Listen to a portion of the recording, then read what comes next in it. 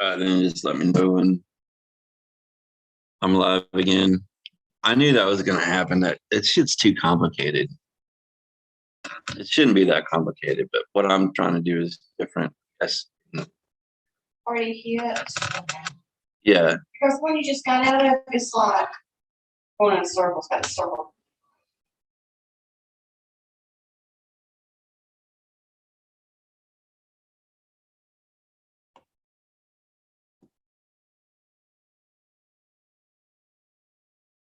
All right. It should be live now. Let me grab the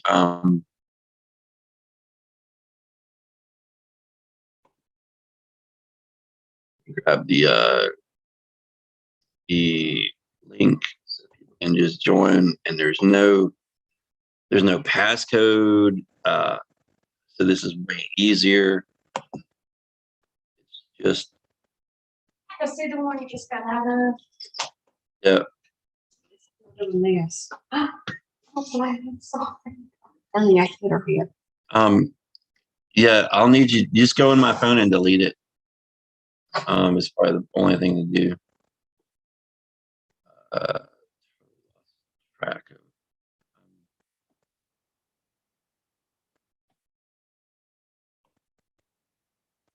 YouTube. Sorry guys. We're still trying to get our stuff together. Yeah, perfect. Here is the Zoom link. Now you can just use that Zoom link, and then you can be join in and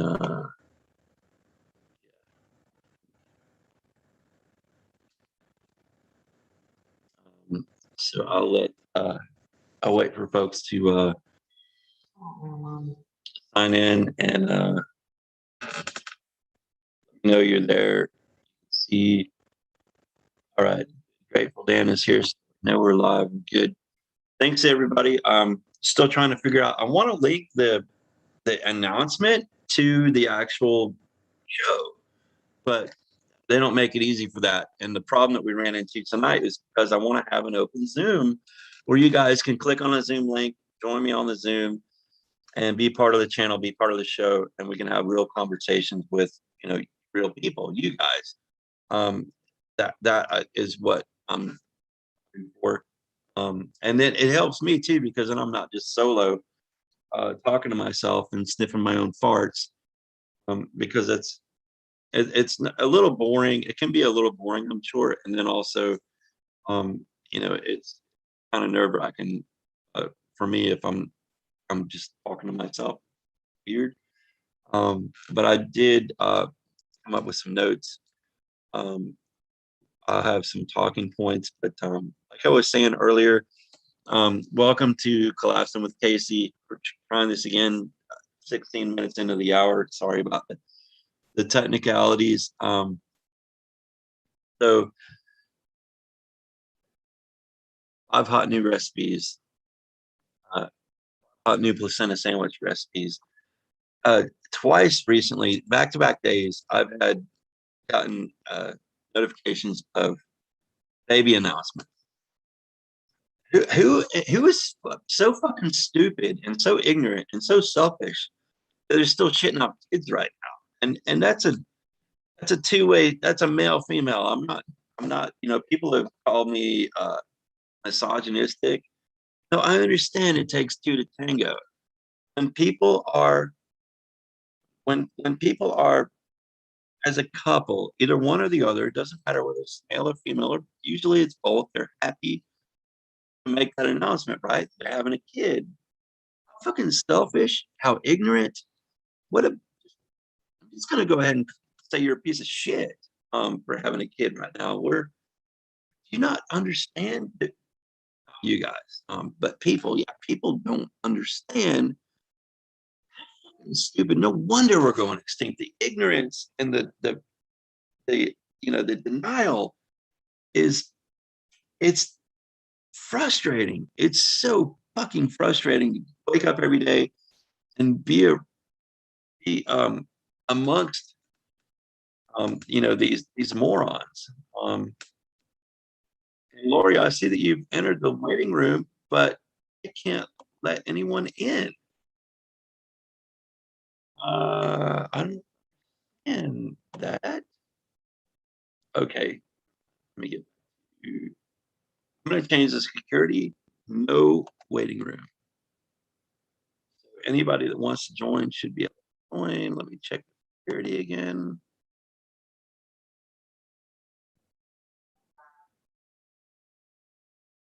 Hmm.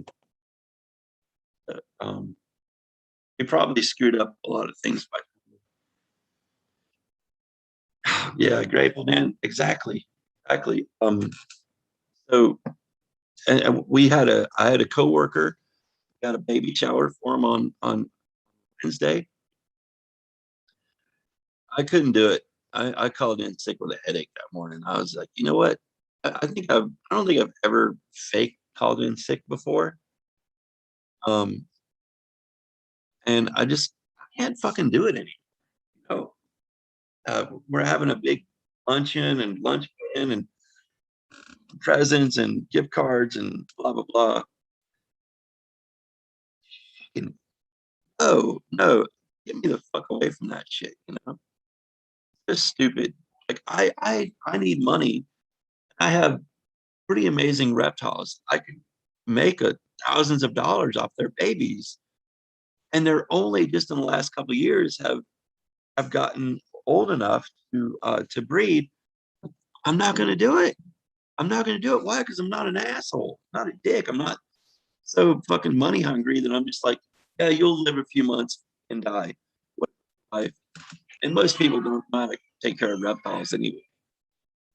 Something that's a little more difficult, even more, even bigger and um, more powerful and demanding than a bearded dragon that you can.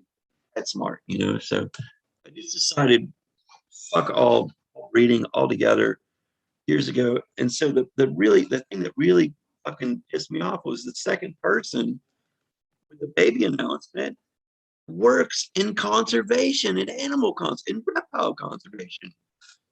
Oh, Lori, I see you're on. Um, Joey, hey, welcome to the channel. How's it going? wait a minute. I think I'm back. Oh, where are you? Where'd you I'm go? right here, and you're Oh, right there. I see hang you. on. I know I closed it because I still had you open on the other. All right. Okay. Yeah, you don't want double feedback. Too many Joeys. One Joey is bad enough. Too Well, many. you you were still talking over there, and I couldn't hear both of you at the same time. I'd Oh rather man. talk to the live Joey. How are you doing, man? I'm as good as can be, you know. I mean, you Yeah, know what's going on. We chat and stuff on sure. Messenger, and I'm really impressed with your knowledge and understanding of what's really going on. I think you have a pretty good idea um, of nature and what how encompassing nature is, and we need every Yes, species. Every species is more important than we are, right? Because absolutely. I we're mean, the you get ones. rid of the microbes, you get rid of the plankton, the lowest life forms. We all are connected. We're all in this together. And if one of us goes, all of us go, you know. Yeah, yeah, It's just, and so many tipping points. It's been known for so long, and I've followed it for so long, and since I was 10. So I've always known, I've joined just about every group to write letters and protests, and did what I could, and just kind of lived lightly when I went anywhere. I didn't go to hotels. I went camping to be in nature, and I planted trees and flowers and vegetables.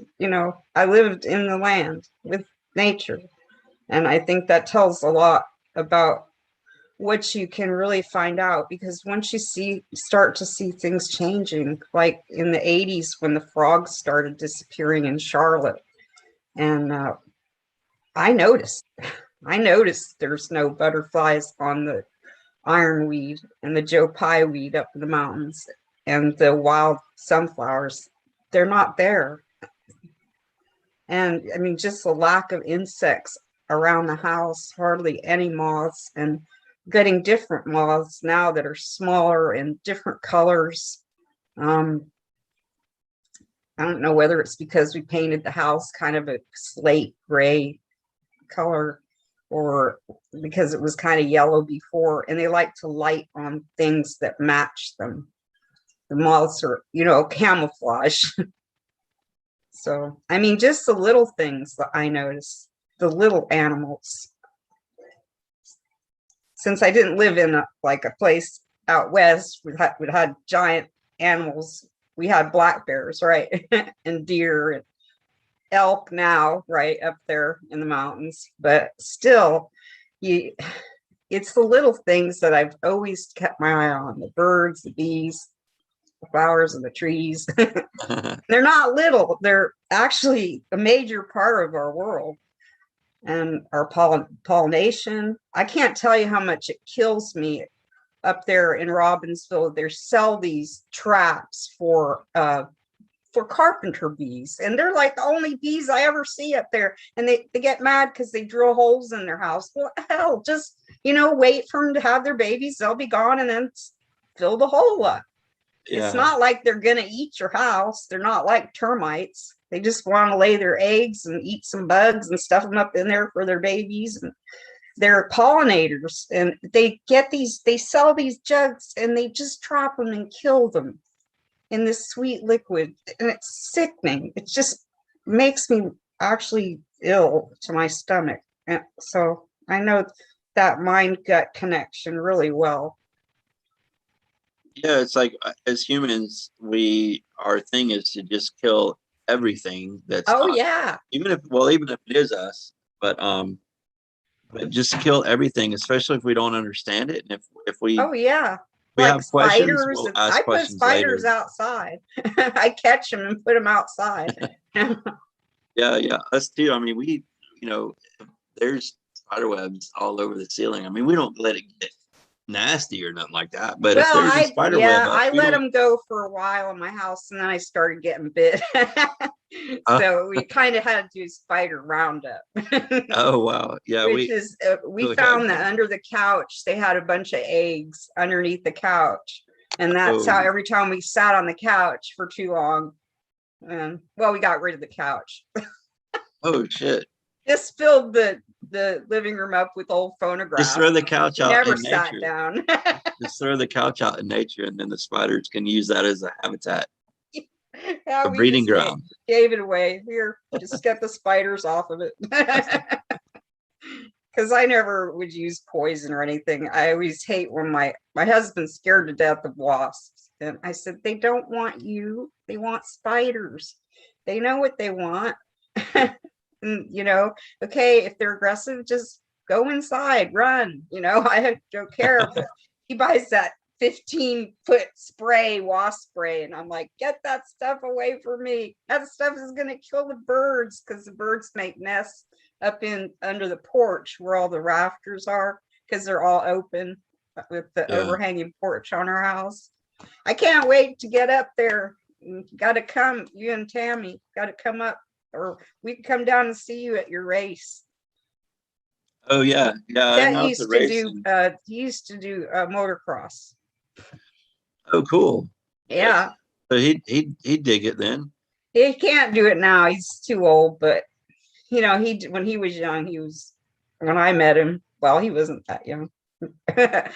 We both got married when we were 38. Yeah, something like that. That's about the age I was when I married Tammy. It's a good age to get married because you kind of are more who you are. Yeah. Right. And for both couples, then Tammy and I have changed quite a lot in 10 years. We've gone different directions in our interests, but still held the same interest as well. But yeah, when you get married too young, I think it's definitely a disaster. Yeah, I did that. You got to know yourself. I was 22 when I got married the first time. Lasted for 15 years and I did a lot traveling and everything, but uh, it became uh, like a prison, and I can't live in that. So I noticed your plants thing behind you. I have one just like that in the kitchen where I keep my cactuses and my orchids. I love to have the plants. They make me happy. Oh yeah, Tammy is a big plant person. Yeah, These are that's great. all hers, and she's she's very knowledgeable about, and always learning, about the different plants that she keeps, and That's awesome. Yeah. because they all just like animals, because we're big reptile people, so we know Hmm. that each species has a different set of requirements, right? Depending on where they're native to, and it's no different for plants, obviously. So you have Oh to, yeah, I used to take all those. I bought gradually over the years the set of the vinyl back Audubon books for flowers, mushrooms, spiders and insects, butterflies, reptiles and amphibians, fish, the seashore creatures, seashells, fossils, rocks, minerals, and I've done all of it. Edible plants. I just take them with me camping and just look up everything. What's that? If I couldn't identify it, I'd have my book right there. Look it up.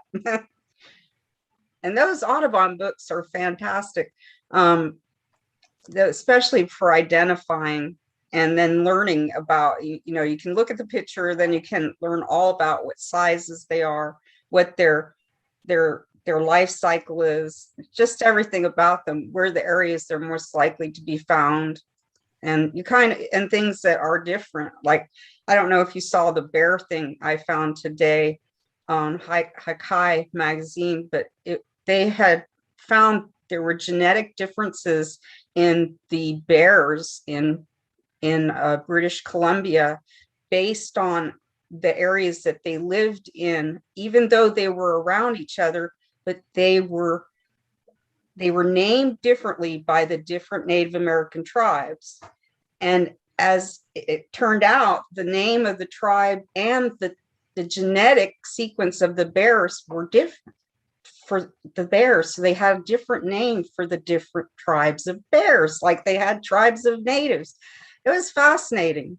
I mean, when you think, okay, a people has been living with this animal for thousands of years, right? Tens of thousands of years, they've been living with these bears, and they got different, and they just got in different locations, not far from each other, but far enough to have different genetics, just like the tribes. yeah, I mean, the yeah, things, the wonders never cease. They never do. There's always something to learn about animals and from ancient peoples. yeah, yeah. And and us as well, being that we're also animals Yeah, we're too. animals, all right. Um, and as we know, uh, humans are so self-centered that they don't like to consider themselves as animals, because I know that we're better that than that. happened with the Bible, and Yeah, a right. lot of that came with we're superior. Well, actually, I think we're mutated. Yeah, I think yeah. we mutated somewhere, Over and overbreeding has its downfall, right? You know, oh, it's and if terrible. I if mean, that, I can't imagine any other population bomb, species. that book. Yeah, I What year can't did that imagine come any out? species that's been more 1972. overbred than Yeah. people. Yeah. Yeah, so I didn't really intend on having children, and because I thought, well, but then I said, well, why is this all the people I know that are smart, that know about everything, they're not having any kids, and the people that are having kids are having like 3, 4, 5, 6 kids, and We get a tax break, and oh yeah, it's great. I mean, I this guess, what and am I I? say, well, I'm gonna die anyway, so, and out of two, one, so less than the population, just Yeah, have one. We did. if I shit out 20 kids, maybe at least a couple of them will take care of me in my old age. You Oh know? yeah, and that I don't expect either. Right. Yeah, that's why I But never I had think that one. used to be the old ways, because if you look back, and I study genetic history and art and ancestry in North America, and you see that people had 26 kids because they Yeah. needed those kids. They needed them. And I thought, I used to think, what did women do back then when they had their periods? Because they must use rags. But the thing is that you learn after doing all these census things, they were always pregnant. They were always pregnant. And whether they lost a baby in between the other baby, they were still always pregnant. So they never had their periods. And they lived so long. Most of them lived to be old in their 80s and 90s. And it just was so surprising. That's hard though, because like having a kid is so hard on the body.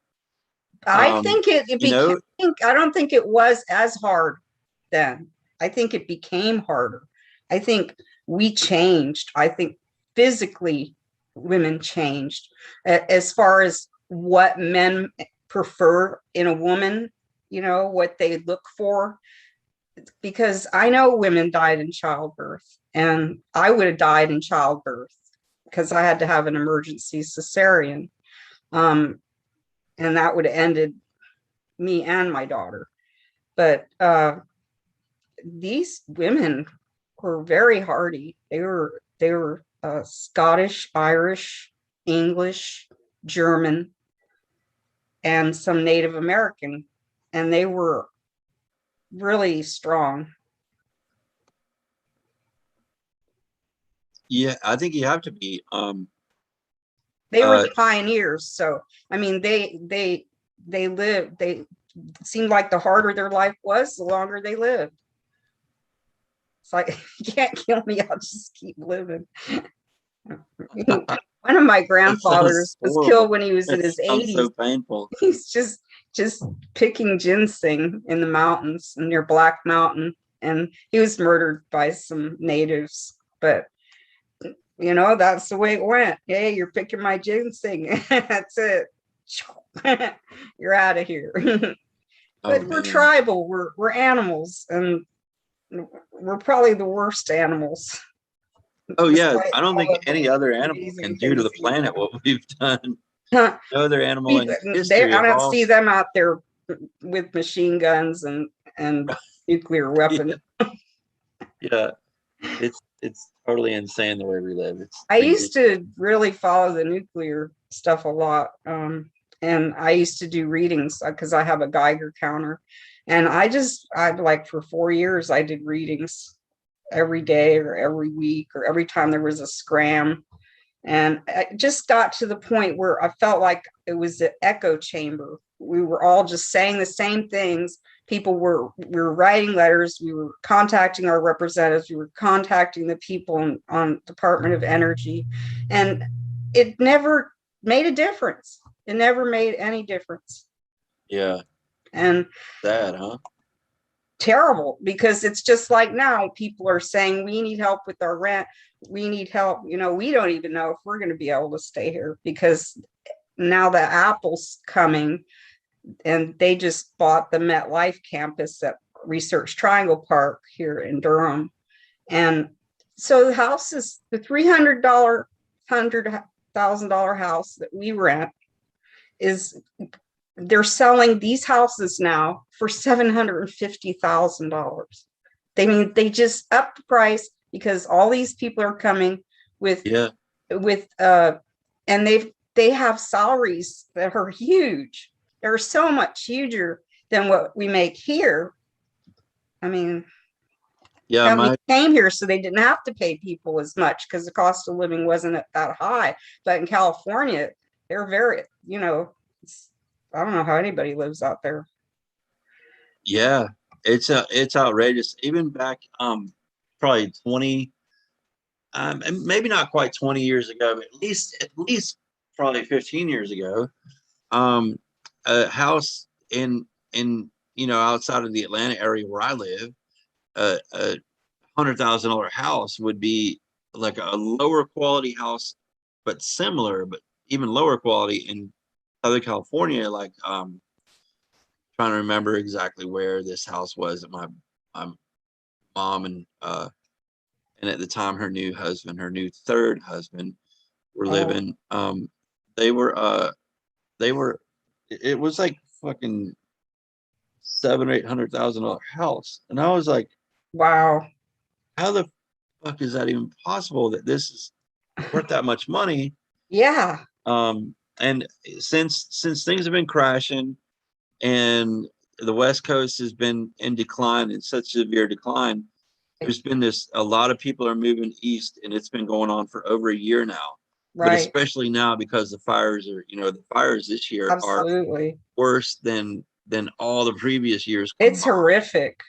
It All these reminds people are me so moving much east. of what happened in Australia and what happened Yeah, up in my house is tripled, like airport. the value of my house is almost tripled. Really? And I would Oh, you're love to so sell it. lucky. I would love to sell it and reap the money and not have to work. But then you won't have anywhere to live. Exactly. Yeah, we could live in a hotel for, Uh, $250 a week or something like that, and oh extended no. stay. I don't know. But Well, we couldn't afford that. I don't want to collapse. I don't want to collapse in an extended stay hotel just so that I don't have to get up every morning and go to work and puke. Because Right. I'm so fucking tired of waking up every morning before work and throwing up. I'm like, You could I'm get a refinance and get it lowered, couldn't you? Based yeah, on yeah. And I there's a couple things to do. The refi is sketchy to me because I'm also I don't trust banks at all. So that to suck. like if the bank showed up at my door and said we need payoff now, I couldn't do it, but I could maybe get enough help or something to Oh, figure something out, or not. I don't know, probably not, but realistically that's probably not going to happen. But I worry about if we start over with the payments, that right. they'll just take my shit. Kevin Hester had the really the best idea, I think, in that find an investor, sell your house to the investor, make him write in a clause that he's got to rent your house back to you for 3 years. We don't have 3 years. So therefore, I could, even though my mortgage would turn into a rent payment, which would probably double. It would double, possibly more than double. But with over $100,000 in the bank, it gives you a little bit of breathing room, Yeah, and and you don't have yeah. to go to work every day, That's and nice. you can just kind of, because yeah, I'm so sick of throwing up every morning, man. That's I'm awful. literally like, I'm so sorry. I'm literally like at my wit's end with that. But I don't know what to do. And also, Yeah. even though Kevin's idea was so great, I don't trust people. I know that when It's that hard. that dude Someone that owns wanted my me to rent my house in the mountains to one of their friends. And I'm like, well, I may never be able to get them out of there. It's the only place I have. And yeah, we still have a mortgage there. We barely can afford renting here. And we looked around. Our neighbors are being evicted because most of the people rent here.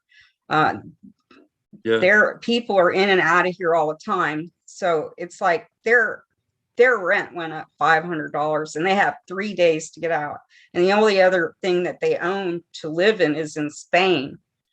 And they're professional, they're doctors and they're technology workers and they're physicians and they make good money, but not enough to pay $2,300 a month for rent. That's a yeah, lot of money. We can't even find anything. This is a 3-bedroom house we rent for $1,650. If this gets raised, that's it. We won't be able to afford groceries, and we don't have any savings. We don't have anything except our house in the mountains. That's it. And yeah, it's probably gone up in value, but it still needs work. It's always a constant project, that house.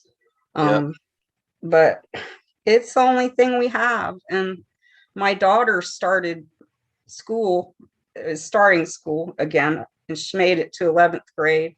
And I know we're torn about what to do, because she deserves to have a life with her friends in society, where if we go back to the mountains, she's isolated. And the people there are more conservative, and they would never understand her. I mean, the kids that she grew up with there were all transplants, and they were for different countries, different nationalities. We sent her to a free charter school up in Bryson City. And that was excellent. And she got a great education there. And here she's around many different cultures. And that's great for her. And, she's herself. And I just don't want her to see her hurt by people that think that she's weird, or don't accept people for who they are, and want to judge people based on their religion or their looks or their sexuality. They certainly never accepted me up there just because I never go to church. And they really don't want to know you unless you go to their church. They're like that. They're very clannish. And you notice that, but you also notice there's a bunch of other people, liberal people up there, but they hide most of the time because they're like artists. They're hermits. They have the artist trail up there where you can go and see artists and see their work and buy their work.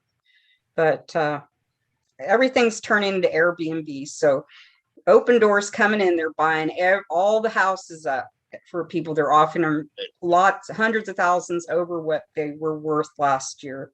And people are selling them. And now they're just turning around and renting them at a higher rent to the new people that are coming in that make $200,000 a year. So there's no way we can't compete. There's no way. My husband, he's 58. He's not getting any younger. He's been working since he was 12. He says, I'm never going to be able to retire, and, probably won't make it that far anyway. And if we do, by that time, there's not going to be any Social Security. So, well, they'll have to pry me out of that house out there, I guess. But yeah, I mean, there's very few places where people are so disconnected from nature, they don't know to appreciate their own trees in their backyard, or that lot that they just mowed down to build another shopping mall, when we don't need any more things. We can have plenty of things we can give to all the new people. They can have our things, trade, barter. We don't need to make more things. But I think manufacturing's over. We're just going to have to go back and live simply. Yeah, and obviously we know that won't last very long because of the loss of aerosol masking. So right, and it's hard enough now to grow plants. Yeah. So, wild plants, just fine. I know edible plants I can eat, but it's still, it's going to get too hot for me. It's even when I can't get the air down past 74, when it's really hot here, like in the 90s, and with 100 and some heat index, it's just really hard to get the house cool enough. I need a beer cave. I want to buy myself a beer cave and just live in it, stock it full of beer.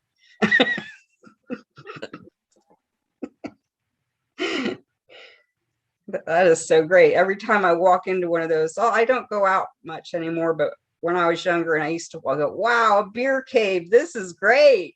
It feels perfect. It's my temperature. Yeah, that's the other thing. You've got the man on fire disease. Yeah. And, how fun is that?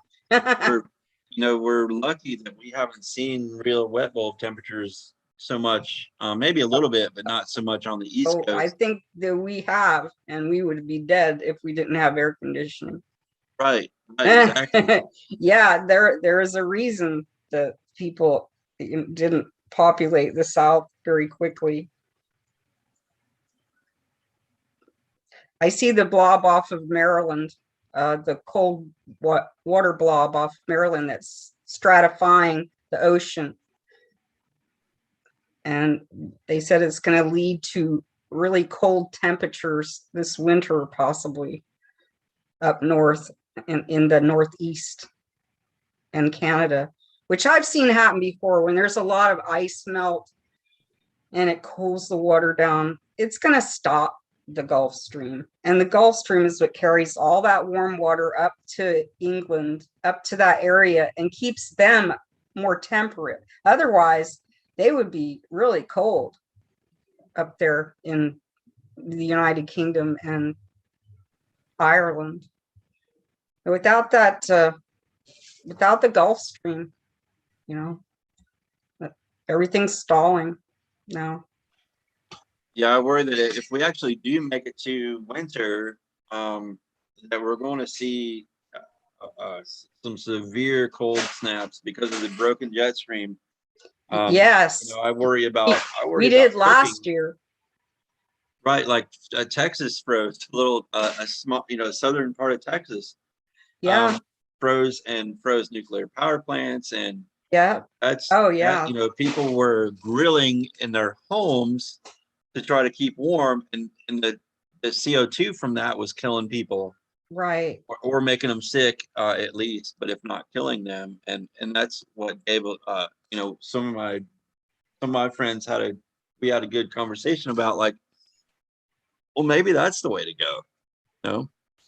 Maybe we'll just we'll grill in the bathroom, shut the door, and you don't have to have any meat on the fire or vegetables. You inhale. But I think that would, the smell would be uncomfortable. Yeah. Even the feeling, at that point Choking. would be, you would know that you're not in a well ventilated area, and you don't want to go out suffering. And I fear that there might be a little bit of suffering in that. Well, it's so cold, but I don't want to go outside. I don't want to leave the grill because then I'll get really cold, too cold. So you keep standing by the grill, and then of course you can't breathe, and then you pass out and die, or you get to the point where, oh, maybe this is killing me. I need to leave the room. And I need to go to the hospital. Yeah. So that just didn't seem like a. Yeah, you might end up just brain damaged and still alive. God, yeah, we call those droolers. Nobody wants to That's mind horrible. a drooler. And Yeah. that's what I think about the I think about the rebreather. That seems to that's be actually interesting. I read all about that. It's really interesting. I kind of like the hemlock idea. What is the hemlock idea? Oh, it's just hemlock. It's spreading across the United States. It's everywhere now. I think it's a sign. Oh, no, I didn't know about. Like Socrates drank some hemlock tea. You just touch it, but it's growing across America now. And I used to joke with my psychiatrist about, I said, I don't know why everybody's afraid that I'm going to take opiate medicine and kill myself. I could just go out and eat some hemlock. It's gross. It's so ridiculous. How painful is that of a death? Is it comfortable? It's quick. No? It's quick. It's very quick. It's like the instant poison. It'd be like cyanide. Cyanide's not a bad idea either. But who's going to give you it? Yeah, how do you get and that? I can't even get medicine for my pain. So to wrangle with the dentist's office last week just to get something. That's the problem with this shitty country that we live in. It is. Our country is so medically we're the empire, so that's why we have basically the dumbest population of fucking moronic flag wavers. Just so we're just completely the people that take the medicine and don't need it and they get addicted to it. I'm not that. I need it for I've had medicine that I've had to take. I've taken it the way I needed to take it, and it helped me. But I can't even get it now because all the people that have abused it and doctors are afraid they're going to get sued. And they're ridiculous because I've got decades and decades of medical records that show I've never been addicted to an opiate. Yeah, I'm not a pill guy either, so I should be able to get all the pills I want You would because think, I'm right? not a, I've never. Incurable diseases that, like the scale of erythromelalgia, it's 2 down from, let's see, leukemia Oh is God. first, and then complex regional pain syndrome, and then erythromelalgia. It's basically a mutation in the pain gate. So I feel pain more than most people. So not just the burning and crushing pain, but any kind of pain. And I've got a pretty good poker face with pain now. And people will look at me, and since they can't see, they don't think I'm in pain. So what has happened since I've internalized my pain is I have seizures when I get too painful. And Oh God. and then they have to give me Ativan in my IV, which happened when I had my endoscopy and my colonoscopy. After I woke up, the pain was so great, I just went into a seizure. And then, just surviving. That's all I can say. Just surviving. And lucky that my husband has a job and that but he works all the time, and he's not working. He's making dinner. He's cleaning the house. He's washing clothes. He's taking the dog out like he is now. And, he gets really tired, and he almost had a heart attack. You remember this spring, he was in the hospital. He had to have a catheterization of his heart, and they had to put a stent in, and he just finished rehabilitation.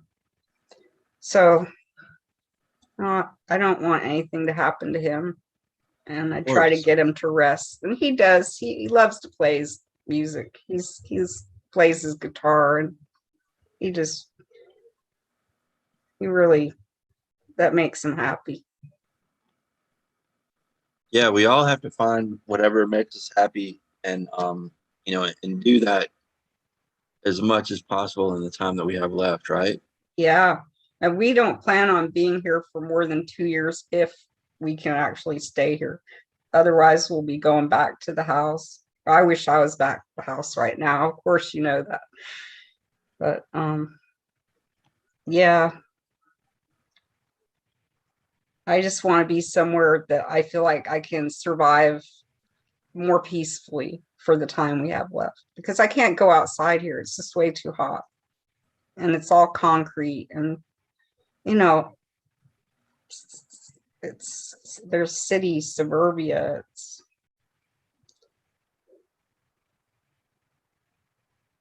Boy, my husband gets a little cranky at people sometimes when he walks the dog. These people said, "Oh, we sold our house in California. We just moved here." And he said, "Well, I bet you made a bundle on that. How much did you make? You must be rolling in the dough." And they said, "None of your business."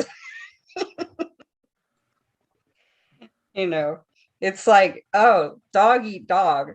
It is, because here is a new transition, something we didn't see coming. It's like all of a sudden, yeah, Apple's coming here, and now prices go through the roof. A 1-bedroom apartment, $1,600 a month. Even if we wanted to leave our daughter here and get her an apartment, that's not going to happen. There's no way. She works at Jersey Mike's. She makes $8 an hour. And she still has school and homework she's got to get through. Yeah, the system is so broken. I mean, it's no wonder to me that fast food places, restaurant, food service, Oh God, they can't keep employees, because who the fuck can even afford to work for pennies, let yeah, alone waste their fucking time doing it?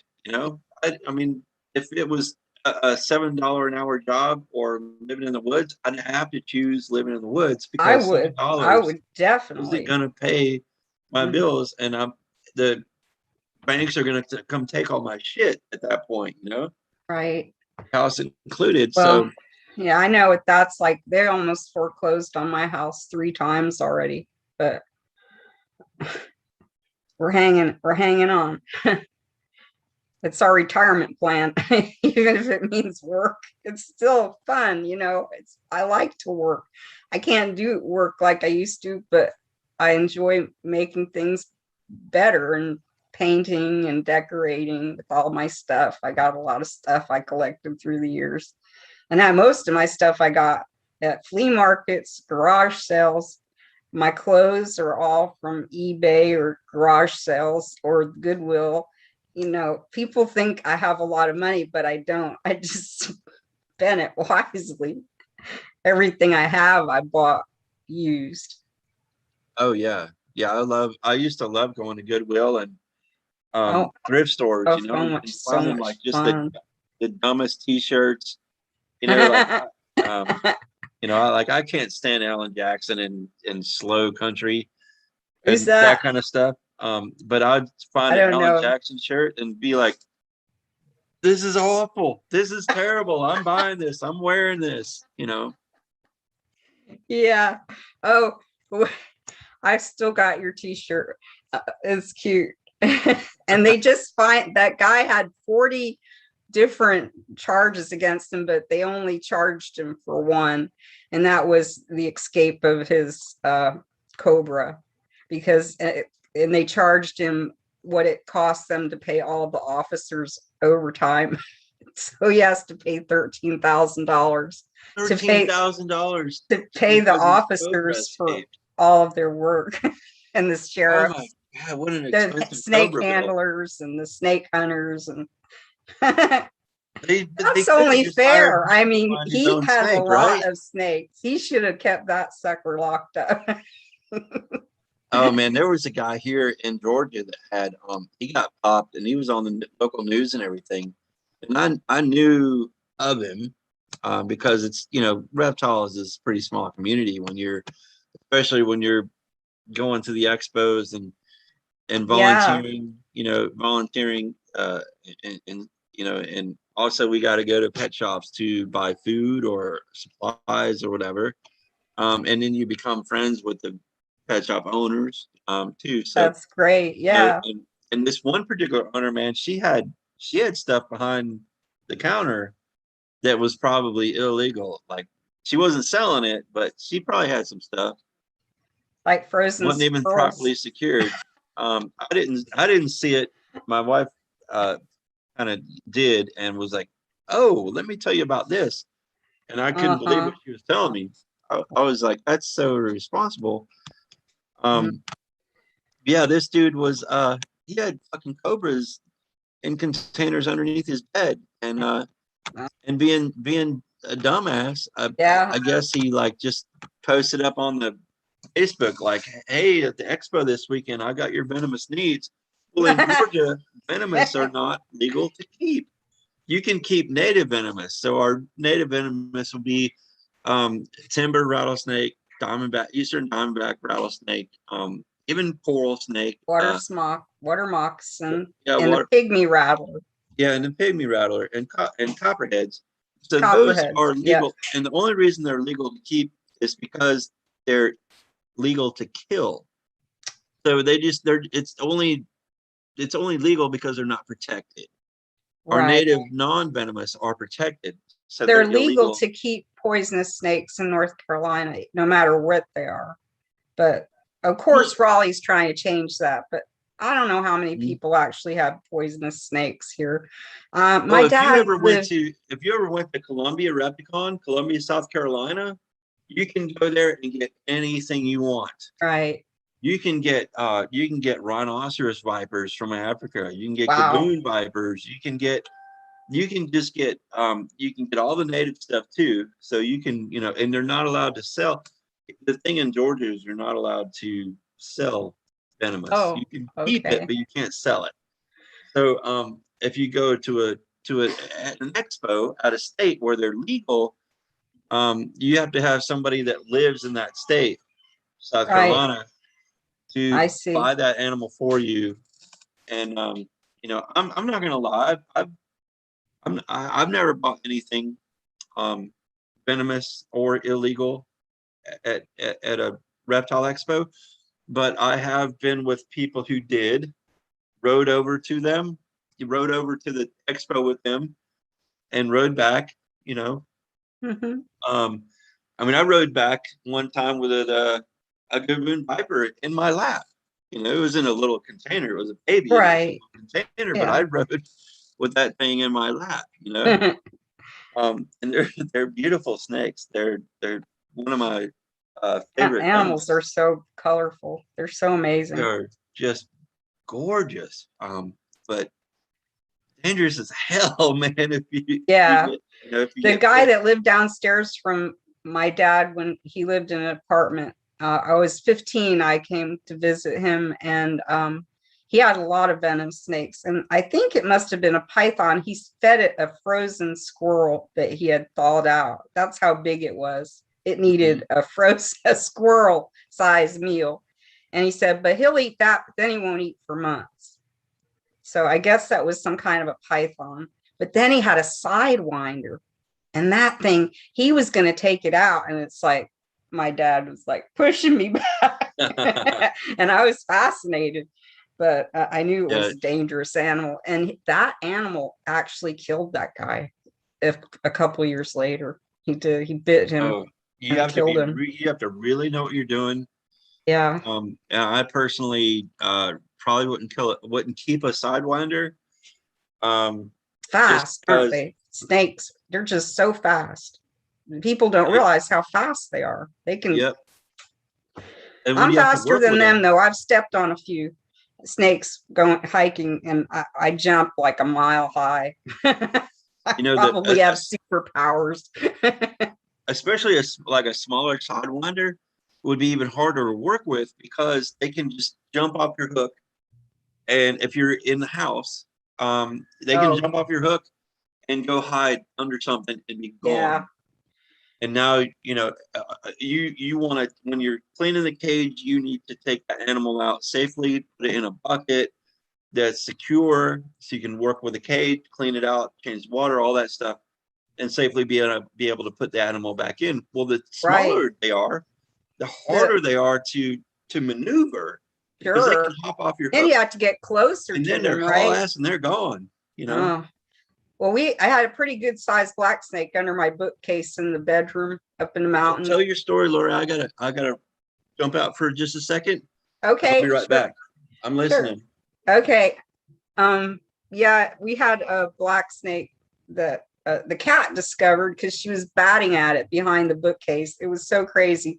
We were thinking, that's not what she usually does with mice or bugs, or it's got to be a snake.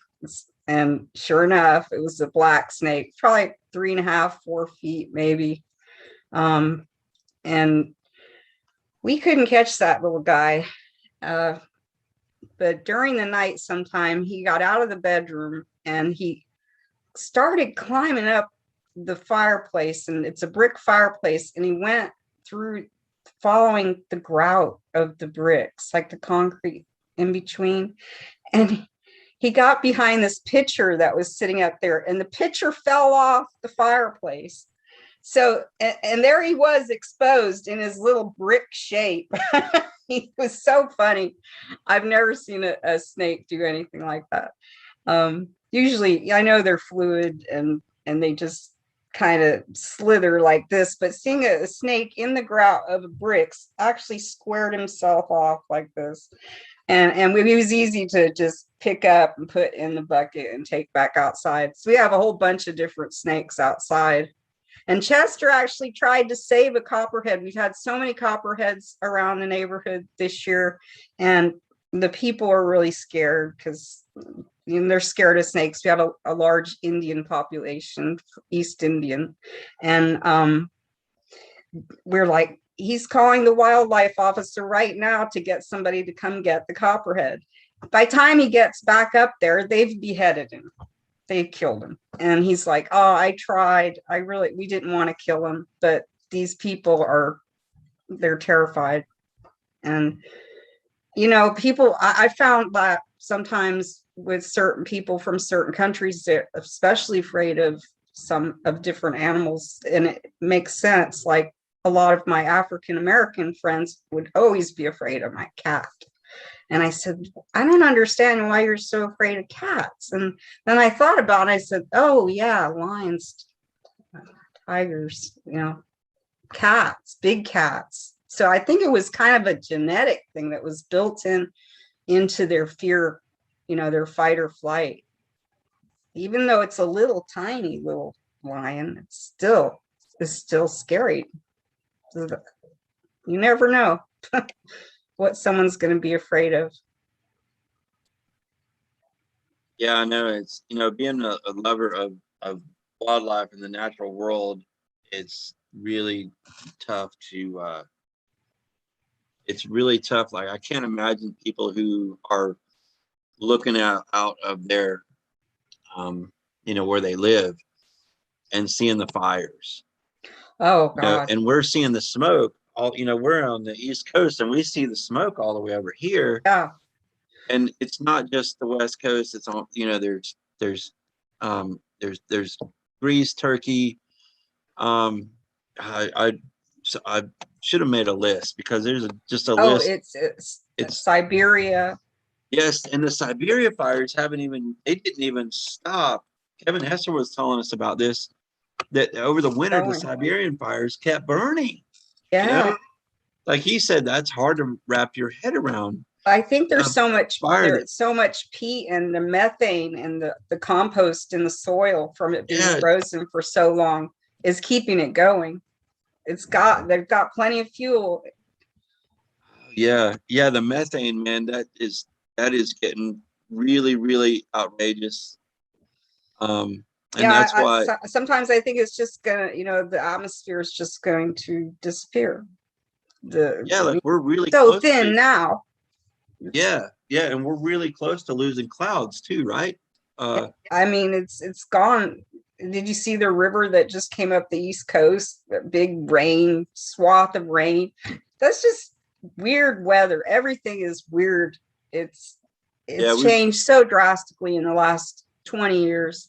I was in Florida in 97. We had 3 different fires around our house at that time, and it was so stressful.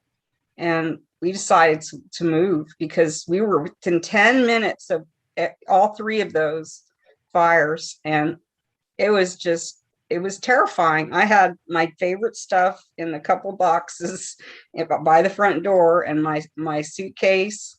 And I was ready to go because they would come to your door just like that and say, you got to go. The firefighters. And we lived in an old orange grove area outside Orlando. And we were only there a year, but that was just too much for me. And, we've had fires up at the house, near our house, twice in the mountains. Luckily, the volunteer firefighters are really good, and the forest rangers come and fight the fires as well. And they saved our house a couple times. And we weren't there, but we've been up there when there's been other fires. It's terrifying because even if the fires, say it's 15 minutes away, maybe 5 miles away, you get that smoke and it cuts in your house. You can't escape and that is really hard on people's lungs. That large particle, I think it's 2.5 size of particulates in the air. You breathe that in, just causes lung damage.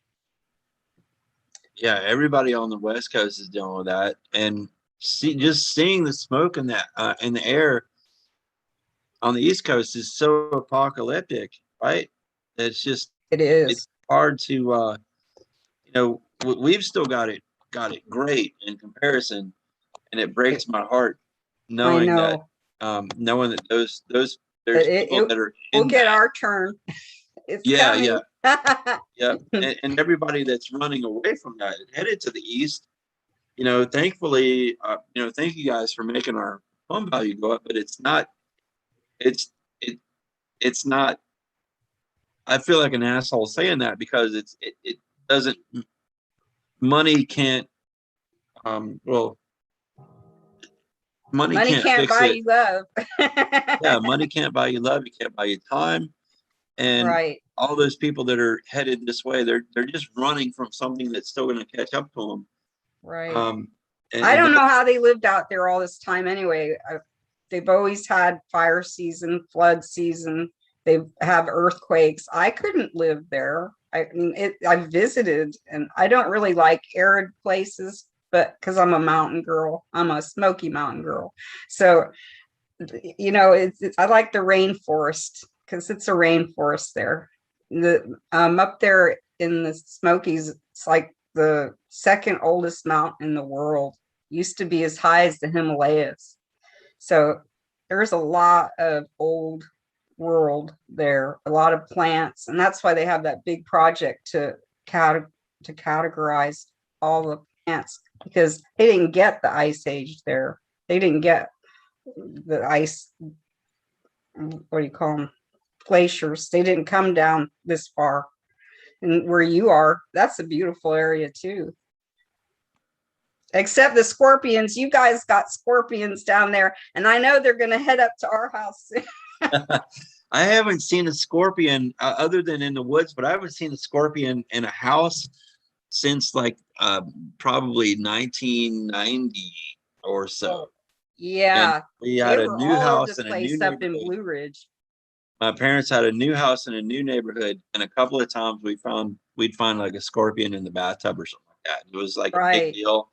And now that I know, now I'm older and I know animals more, I'm like, those scorpions were nothing. Just you don't have to kill them. You don't have to. No, catch them and throw them out. Yeah, yeah, they're nothing. They're part of the ecosystem. Let them fucking live. Right. But we're just people who like to destroy everything. In Florida, we had these Especially if we giant don't understand it. spiders. I swear they were like this big. They were long legged, and they eat palmetto bugs. So we'd find them in the house, say, "Hey, buddy, good job." That's before we had a kid. So it's different when you have a kid because you're like always wanting to protect them from things. But my daughter, she's always wanted a bearded dragon or a chameleon or something. And I said, but Willa, if the cat will eat them, no doubt. She found the snake. She'll find something. If it's there, she'll find it. She'll get to it. Oh, we rescued her. She was a rescue cat. All of our cats have been. But yeah, I'm trying to enjoy it while I can. It's hard. It's hard because it's coming, and I've been saying to people for so many years, and it kind of gets tiring, and I know how it gets tiring. And you've said and brought a lot to the table with everything that you've learned. And I think that's excellent that more people know, because this Yeah, way they can be prepared, and maybe they won't kill their neighbors. They won't be a problem. or better yet, they'll know that their neighbors are going to come after and kill them, so they can Right. be better prepared Yeah. to exit peacefully before someone else Right. chooses their exit plan for them. And Right. that's what I don't want any of us to be murdered, any of my friends, Right. anybody that that's the only that's the only advice or help I can really offer someone, is that I think that knowing what's coming, knowing what's directly around the corner at this point, or depending on where you live, you've already experienced it and it's too late. Right. For many people, it's already too late, and for too many people, it's already too late to to come up with an exit plan, because they're already gone. They already missed the boat on planning and knowing that what's coming is going to kill you, whether it's the loss of habitat, or goods are so scarce that people are going to kill their neighbors for food and water, or an air conditioning unit, Right. or if their house has power and theirs doesn't, whether it's solar or or they paid their electrical bill, Right. doesn't matter. Doesn't matter. And when the electricity goes out, that's, that's everything. I'm pretty much prepared for the electricity to go out. All I need is one of those blow up Coleman hot tubs I can get in and cool myself in the water for a little while. Because I can go to the lake or the pond. The lake, you have to drive there, and that just depends on whether you have gas. Oh, when the summer comes, though, it seems like the lakes are like bathwater, you know? It's a little So colder it's, up there. oh, right. Yeah, yeah, yeah. Up in the mountains, yeah. Yeah, And you got it's about streams. 2,000. It's the lake is at 2,000 feet above sea level, so it stays pretty cold, and I love it. It's nice, and you can kayak and canoe, and that's the little Tennessee River that comes down.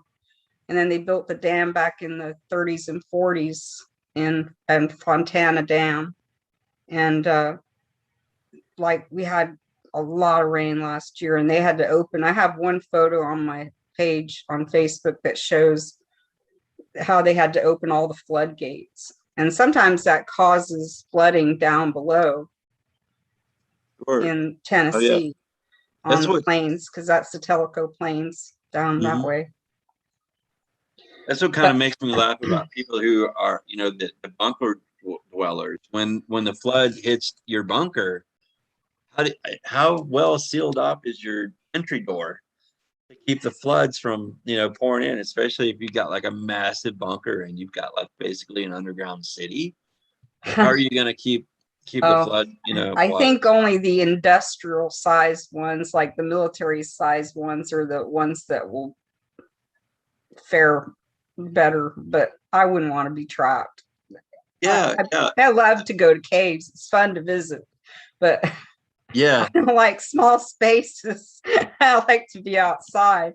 I mean, what's the sense in living if you can't live in the nature of world? I don't, it's bad enough to have to stay in my bedroom most of the time, stay cool enough, keep the air on 66. Pray that it stays there. I know, like being in the Coast Guard and being on a boat out at sea is miserable. It's so fucking miserable. But let's take that another step further. You're in a submarine for 6 months Oh, out of the no. year. Let's take that a step further. Now you're in a bunker for the rest of eternity, because if you step outside of the bunker, the ionizing radiation from all the nuclear Right. power plants that have melted down. Yeah, that's how I Yeah. pictured it. I figured, well, Willa would be about 10 years old. We'd be up at the mountains and the blast would just come because, Maryville, the nuclear Y-12 is Oak Ridge. It's right over the mountains. You're definitely going to get fallout if something overheats there. It's 50 miles away, but still. And it's going to get around. And if we're here, we're only 15 miles from Sharon Harris nuclear power plant, and they have the largest spent fuel pool, and it's open. When that thing gets to 100 and whatever, and they can't keep it cool because the water in Lake Jordan is so warm, that'll be it. That stuff will just catch on fire. And but I don't see anybody using all that money that they've got up there in Washington, D.C. for any casking of these wastes. And Yeah, they know it's all it's fruitless, almost, sometimes I wonder if we're not working for some, or we're like some kind of I know this sounds wacky, but sometimes I think that maybe we're working for aliens that actually like radiation, and we've got to the point, we mutated, and we got to the point where we made all the radiation, the Earth's going to be totally full of radiation, we're going to all be dead, and then they can come and live happily. It just seems to me, why would we create something so dangerous? Yeah, no, I think to every life form. I think even aliens have to have a habitat, so that there's no way that and I think they don't want us to, because from what little I understood from from what little research I've done, and the aliens, if they wanted us dead, we would not be here. Oh, So yeah. that's Well, pretty, if that, they're you know, that anywhere, makes they sense. wouldn't come near us because Yeah, we're that makes good way sense too to me. violent. So I don't, so for that alone, I don't fear the aliens. Oh, And two, I don't they, think about it much. yeah, I really haven't really ever either. But Everything I know, I learned from apparently Star Trek. they can stop. Apparently they can stop some of our nuclear weapons, but to because they don't want us to kill the planet. But I don't think there's I think it's anything too even late for aliens can that. do. Yeah, They don't. exactly.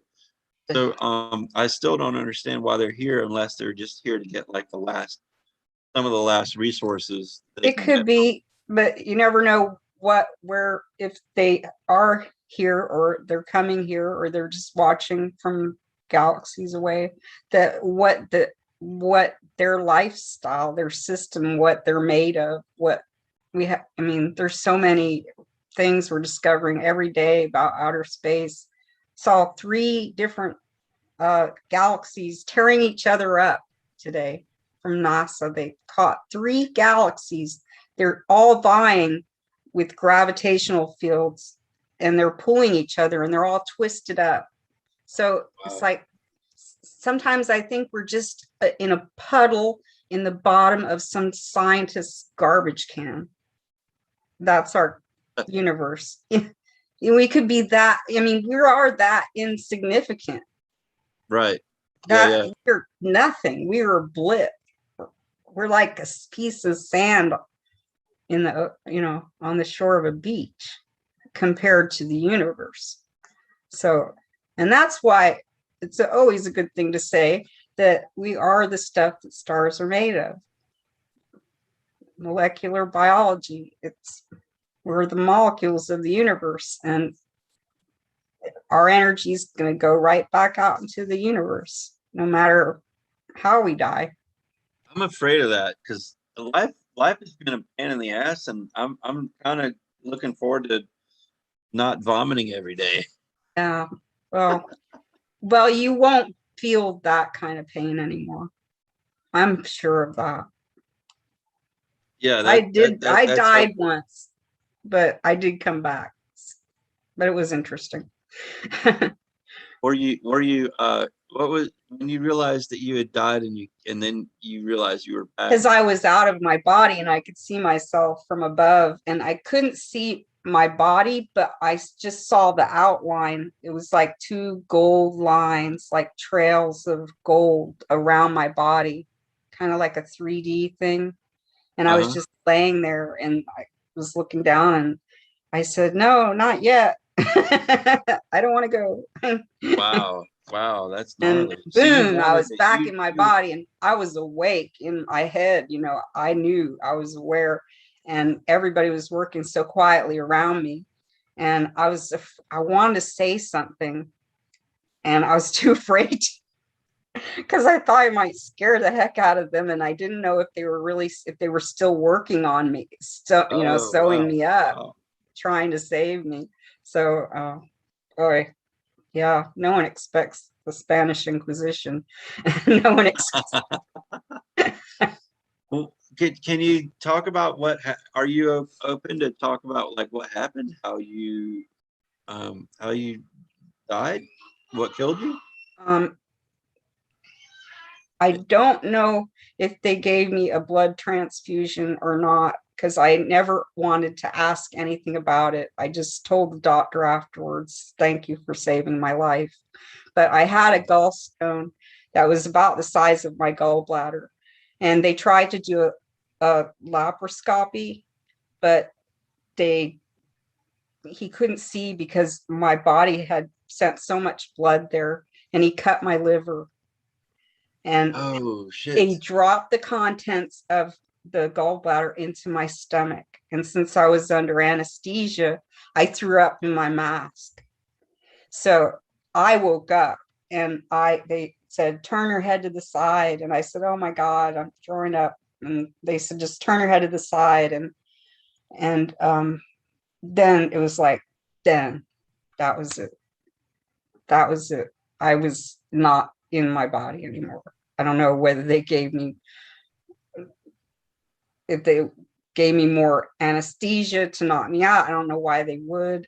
I don't remember anything except being above myself and like at an angle here. And I didn't see anything behind me. I was solely focused. So I don't know if I was in between where I was, in between leaving, because obviously my conscious or spiritual being left my body because it was too hard for me, for my spirit. I can't think of any other reason why that happens. But it's interesting to note that you go up, you go up, which is like leaving the planet, right? Leaving the planet. Have you ever had a dream where you felt like you left your body in a dream? Oh, I can fly in my dreams. Really? Yeah, did I've you learned to dying- control my dreams after I read Carlos Castaneda's The Teachings of Don Juan, about him taking peyote and learning how to connect. Like all the strings come from your belly button that attach to things and allows you. And he says, once you can put your hand up and look at it in your dream, you can control your dreams. So yeah, I can introduce things in my dream. I can actually fight back against people that are trying to hurt me in my dreams. Now, I've been in wars. I've killed people. I've been killed in my dreams. But I've had some wonderful dreams where I just fly over the earth, and the landscape is amazing. Yeah. And a lot of times I have to push off from trees, though. If I'm in the forest, I start to lose altitude. Yeah. And I have to grab onto the tree. That's why my spirit is the flying bear. My spirit name. So I push off from the tree, and then I can get to another tree and then go from there. That's fascinating. And you had flying dreams, you said. Yeah, I can't push off from trees, but I'll kind of have to take off from a high point, right? And, but not too high to where like I feel like it'll have to be just a downhill, and I feel like I have to work really hard to get some altitude. But once I get up there, then I can take a break and kind of dive and then angle my body back up. Yeah, that's neat. When I have to work really hard to get more altitude. But what I was really curious about with your dreams is because you were talking about how you can control them. Like I'll have a moment where I'll recognize this is ridiculous. This is totally ridiculous. So then I'll realize that I'm dreaming because of that. And sometimes it'll snap me out of my dream, but if it's a good dream, I'll try to get back into it.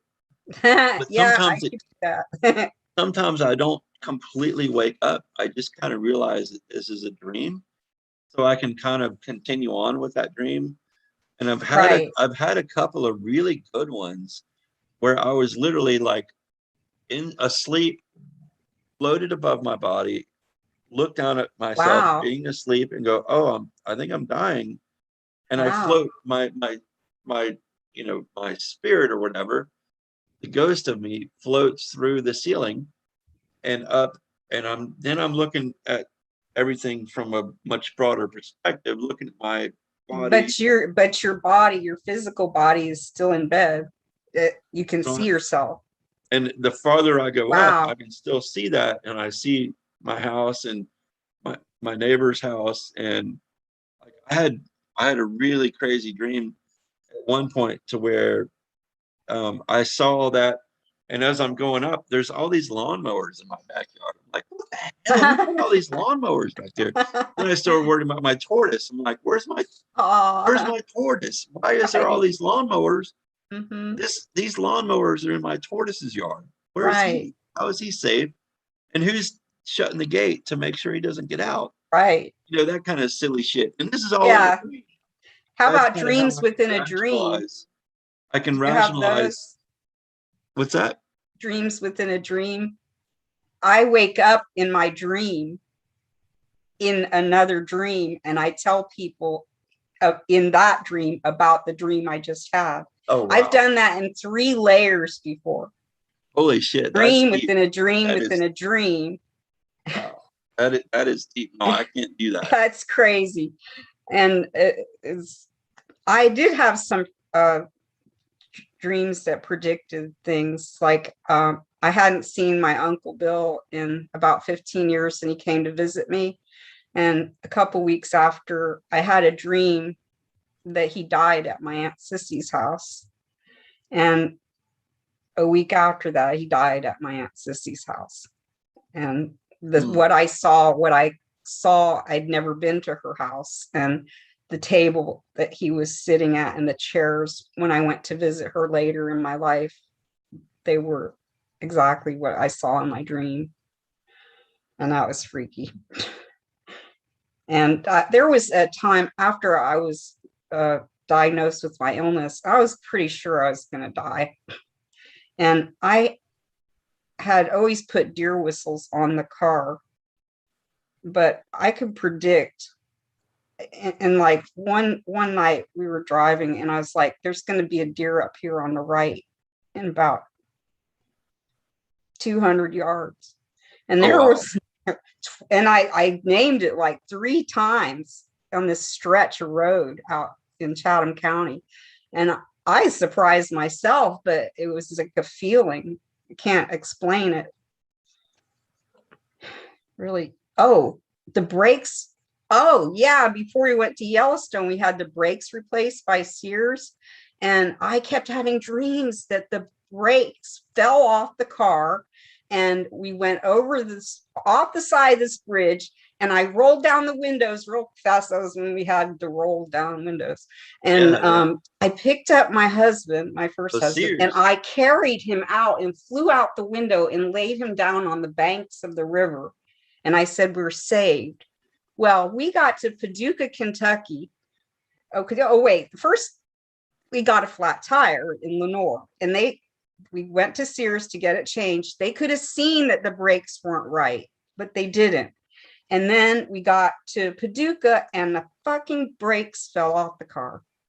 We had to, my husband drove with the, sorry about cursing, but my husband drove with the handbrake to Sears, of course. You know, we have a lot of money. We had the old Sears card, you know. And I know. we spent 6 hours there while they put the brakes back on the car. And man, I wish someone had listened to me, because I kept having that dream repeatedly. It was weird. So I've had some strange things happen. Couple. Well, I would think that, you know, the first mistake there would be, you know, having Sears working on the car. I know, but we have much money. Like, I know. We just had our Sears card. I totally understand. I feel the same way every time I go to any kind of oil change place. Like, these people, like, you know what? If I showed up to my interview on time, I could probably get hired on in an oil change place. I have no business working there. Right. I don't have business working on my own car, let alone yours, you know? Yeah. But the way things, we're in such level of collapse now that, oh man, you'll be here on time. Sweet. You're hired, you know, $7.75 an hour, man. You just got to change. Nothing, isn't it? Do tires and brakes, you know? Well, when I first started working, I made $2.35 an hour. Back in the day. Yeah, that was worth probably $23 by today. Probably, yeah. Yeah, but I had 2 roommates, so it's the only way you could survive even then. And my mother grew up poor. You know, my grandmother made her prom dress out of curtains that were hanging in the living room. She was a seamstress. She worked out of her house till she worked in the sweatshops in Brooklyn, and then she worked out of her house until she was 86. And she lived to be 101. God, she sewed everything. She was amazing. That my probably worst nightmare would be to live to 100. would be to Isn't live to it? like Oh, I don't know. No, so I didn't think tired. I'd live past 42 because that's when my grandfather died and my uncle Bill died when he was, well, 42 or 44, right in that area. So I was really surprised that I made it that far.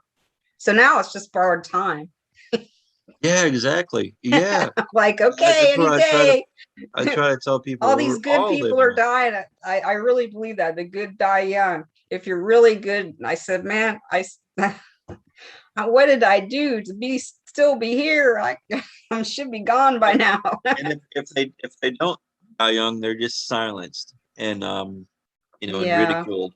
So yeah. it's kind of tit for Well, I'm tat, I here for guess. my daughter, I guess. If she wasn't here, honestly, I don't think I would be alive because I was living by myself up in the mountains and dating guys on was it right at that time it was like Yahoo Partners or something like that. Oh, Yahoo Chat. That's how Tammy and I met. Yahoo Chat, man. That's Age, awesome. sex, location. Are you Yeah. single? Spicy and sweet, that's me. What do you like to do for fun? What are your hobbies? Go collect arrowheads and look at plants and take pictures and go on hikes and camp everywhere, swim in the river, fish if I can eat them. I only fish and to eat. That's it. But yeah, I love to go to the beach and fish on the off the pier, saltwater fishing. That's fun. That's a lot of fun. I've been on charter boats off the Keys, little one, big party boats where it's like $30 a person for 6 hours. They take you out to the reef, and everybody's got a certain thing on their fish that they catch. And man, I caught the second most fish. Fish really love me. They like the way I put the octopus on the hook, I guess. Because that's really the best thing down there. I caught 12 mangrove snappers. Oh, they were beautiful. We took them back to our campsite and we ate for a week. Not to mention the box of bushel oysters. We sat there shucking oysters all day until they went bad. I have a cooler big enough for them. Yeah, Those I are was the gonna. days, though. I mean, that's for fun. That's what I like to do for fun. Yeah, And that was when Earth and was more plentiful. yeah, I can't believe people are still eating oysters out west. I don't know what they're thinking. Anything out west, like Oh because what God, Fukushima is. Fukushima. Yeah, My daughter was 6 years old and she was out in the rain that day, the next day when it came through. And I walked out there and I said, it's over. I looked at Chet and I said, it's over. We're done. Fukushima. And it blew up and it blew up and it blew up. And to keep dumping all that water in the Pacific. And those poor people, they're moving soil all over the place and piling up in bags, which is ridiculous. yeah, it's sick. It So is. sick. It's the most sickening thing. And what's happened down there in St. Louis with the landfill with radioactive waste in it that's on fire, still going on. No, I didn't know about that. Oh yeah, followed that for a year, and the people, mothers, trying to get justice for their children wanting to have that them to buy their houses so they can get the hell out of there. They breathe that smoke, radioactive smoke. Mm, We're so lucky that we're still here, even though I know. I mean it's insane that we haven't gone away yet. We've been so lucky. We've missed um we've missed we've dodged an ice-free Arctic for so many years. We've gotten so close. Oh, it's coming. Yeah, yeah. And it looked like it was on for this year, and then the smoke seems to be kind of dimming the heat from the sun from melting the ice, but there's all this warm water coming in. All the soot is Yeah. messing up the albedo. So whenever there's like if there's any kind of sun getting through the smoke, that shit is melting ultra fast. And we Right. The saw a sun couple is big, brutal. yeah, It is every day when they say, oh, it's going to be 90 or maybe 89, it ends up being 94, 95 degrees. They don't even know. They can't even predict the weather anymore. They right, yeah, try, but they can't. yeah. The I've watched Jetsons weather all my life. And me and my had dad broken were, the planet. weather fans and Yeah, storm fans. So we were always out in nature and had our weather station. I have my weather station up at the house. It's not working right now. It needs a new battery. But man, it's great to get on here and talk to you and everyone.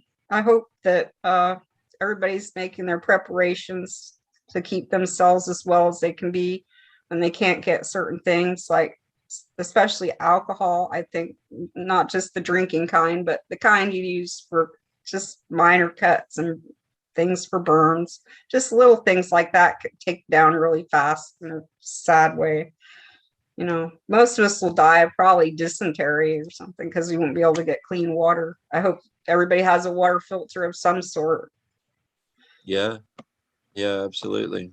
I have my life straws and I have some water filtering for camping. I can drink out of a stream. Got stuff if I need to hit the forest. And hopefully that won't happen. But if a bunch of big bikers chase me out of my house, I might not have a choice. What a shit show that's around the corner, or Yeah, is already happening for really most people. I think we're yeah, there's a lot of bad things happening for on the sure. East Coast of the United States. I think um, we're a little bit disillusioned We're a because lot things, disillusioned. yeah, yeah, right. Because there's Yeah, like you nothing too said, that crazy. people are having babies. I don't Yeah, think I would recommend that to anybody that cares about their baby, that cares about life, just because pure selfishness. you don't need more people. You Yeah, don't. I mean, those are long over, the days of populating the world. We have already done it. We've overpopulated. and every animal is functionally extinct. Every living being, because we've lost habitat. And the birds and the reptiles are getting the fungus. The reptiles are getting, and the bats are getting the fungus, and people are getting the fungus in India and in Texas. And now birds are getting this disease. They don't know what it is, and it's making their eyes crust over. Um, it's really sad, and they haven't been able to find any way to cure the reptiles, the snakes, and the lizards that have the fungus. Yeah, snakes Like have they get it snake in their fungal nose, disease, and and they don't know what it's to attribute it to. And it's just my hunch because I'm not a biologist, but I swear it's got to be because of the warming planet. I That think you're fungus is right. from the warmth. I agree. I Changing. agree that all these, there's going to be more and more pathogens mutating and changing and coming out of the soil, just like the anthrax did that killed all those deer in Siberia about Oh, I 5 years. forgot about that. A whole herd of them just dropped dead. And that's the kind of stuff that we're facing. And the animals are dying all around us every day. All the koala bears in Australia Oh, have chlamydia. God, it's So heartbreaking.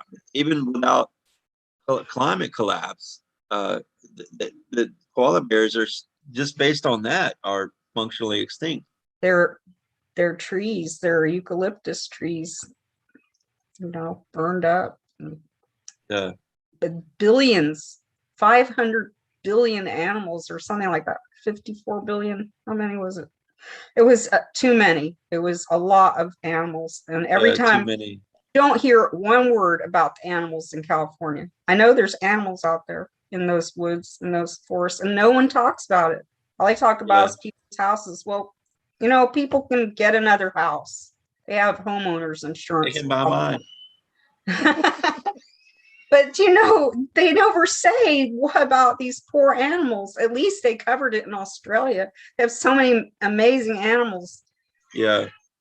everywhere, and people are look at the idiots that go to Yellowstone and chase down the bears and the buffalo, and they're just idiots. They have no respect for nature. There's so many people that have no respect.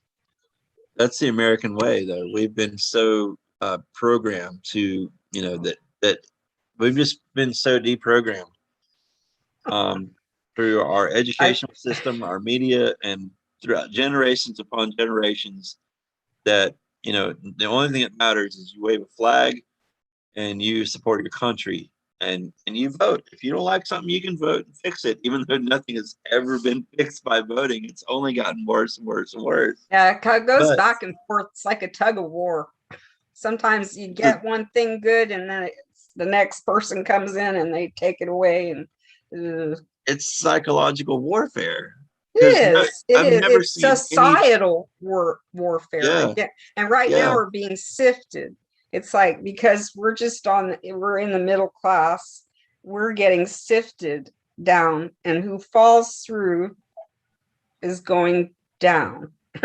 We're going down. We're not going up. I know in my family isn't, but the people that do, they have so much, and they have so much money, the ultra rich, and I hope they're happy. There's not going to be much world for them to live in. That they've kept all their money in vaults or whatever, stock yeah. and bonds, and worthless. I mean, if I had money like that, I'd give it to people who need it. I wouldn't sit it in a box somewhere in a bank. Yeah, or shoot That's why I yourself up have into things space for with it. people to do when stuff starts getting hard, and people might come to me and say, "Can we stay with you?" I've got cloth, I've got crafts, I've got paper and pens and crayons and paint, and just lots of things that people can do to just be happy. Instruments they can play, and just to be happy. Just be happy. That's all we can do now, is I to know. help people deal psychologically with the stress, and to try to treat them if they're ill. And that's the way I look at it. There's no Neighbor's keeper. medical in this country for mental, physical, any kind of ailment. I mean, if it's insane. People can lose everything over an illness or a disease. Oh, yeah. And it's so That's what sad. happened to us pretty much. From my medical bills really knocked us out. And I got to the point where it's like, why even care? I just live with the pain, and I do what I can. But it's silly. Going to the doctors is stressful for me. And I'll be glad if I can just get a few more of my projects done and help some people and give some of my things away to people who would appreciate it. Yeah, if we had time, because I think about that kind of I stuff know, too. I know. Hopefully I'll be up there though, and I'll be able to, people, one thing about the mountains, people are used to having nothing. They don't have it, they don't have a lot of stuff. Yeah, And so they survive. they need habitat and food and water and Right. And they have 2 gardens going now out there, and they're community gardens where they plant vegetables. And we have some people out there that make cheese and crafts and can a lot of things. I like to can vegetables when I have them. I'm not up there right now, and it's too hot for me to boil anything. I find ourselves not wanting to cook much because it's so hot. It just heats up the house. Yeah, exactly. You're not going to want to cook when it's 120 degrees Oh no, I or don't want to cook more. when it's 90 degrees. Right, right. Even that's too hot to stand over the grill, right? I'm gonna have to go because my husband is hungry. He said, like Simon's cat, You know Simon's cat, that cartoon? It's kind of cute. When he's hungry, he goes, ah. Well, thank you for joining, Lori. It's been good hanging out. Good to visit Yeah, with I you. know I get off subjects. I'm all over the place. I am too. That's what all this is about, is just It getting a was load great off, talking. you know, just getting a load off your chest and being able Yeah. to, you know, express yourself. And that's the only Yeah, thing, it's awesome. Thank only you thing for we have having left. me. Yeah, thank you for joining. You take care, man. Yeah, you Next. too. You Okay. too. We'll talk soon, Lori. Okay. Bye. Good night. And yeah, it's time to wrap up as well. We've gone almost 2 hours, so I hope everybody enjoyed the chat here. And Lori was on for the most part of the show. I hope y'all enjoyed our conversation. So we do this every week, Friday evening at 6 o'clock. Join in, jump on the Zoom and be a part of the show, or join the chat, or just watch and enjoy. And we'll try to think of, you know, good topics and what's happening, what's going on, and stuff off your chest. That's important. That's probably about one of the last things that we have to be able to do. I don't know. Anybody that wants to do an interview or recommend anybody, please let me know. Always up for that. Thanks, everybody. Have a good week. Try to not burn, drown, starve, get evicted, get fired, all the good stuff. And yeah, hang out with us in a week next Friday. Thanks, everybody.